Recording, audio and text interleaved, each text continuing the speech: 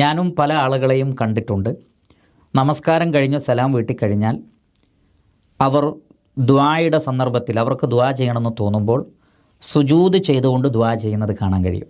സത്യത്തിൽ അത് ബിദ്അത്താണ്, പാടില്ലാത്തതാണ്.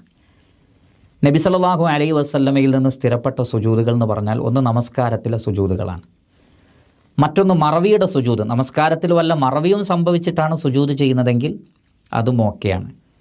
പിന്നെയുള്ളത് തിലാവത്തിൻ്റെ സുജൂദാണ്. ഖുർആൻ ഓതുമ്പോൾ തിലാവത്തിൻ്റെ സുജൂദ് വന്നാൽ അതിൻ്റെ സുജൂദുണ്ട്. പിന്നെ ശുക്റിൻ്റെ സുജൂദുണ്ട്. ഈ സുജൂദല്ലാതെ ദുആ ചെയ്യാൻ വേണ്ടി മാത്രമായി സുജൂദിൽ വീഴുന്നൊരു രീതി നബി സല്ലല്ലാഹു അലൈഹി വസല്ലം ഒരിക്കലും കാണിച്ചു തന്നിട്ടില്ല. അള്ളാഹുവിൻ്റെ റസൂലിൻ്റെ ജീവിതത്തിൽ ഒട്ടനവധി പ്രയാസങ്ങൾ, പ്രതിസന്ധികൾ, പരീക്ഷണങ്ങൾ ഉണ്ടായിട്ടുണ്ട്.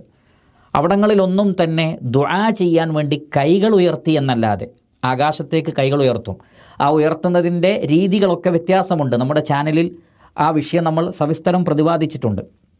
അങ്ങനെ കൈകൾ ഉയർത്തി ദുആ ചെയ്യുക എന്നല്ലാതെ സുജൂദിൽ വീണുകൊണ്ട് ദുആ ചെയ്യാൻ വേണ്ടി മാത്രമായിട്ടൊരു സുജൂദ് നമസ്കാരത്തിന് ശേഷമോ അല്ലാതെയോ നബി സല്ലല്ലാഹു അലൈഹി വസല്ലം നിർവഹിച്ചിട്ടില്ല, സ്വഹാബികളാരും ചെയ്തിട്ടില്ല.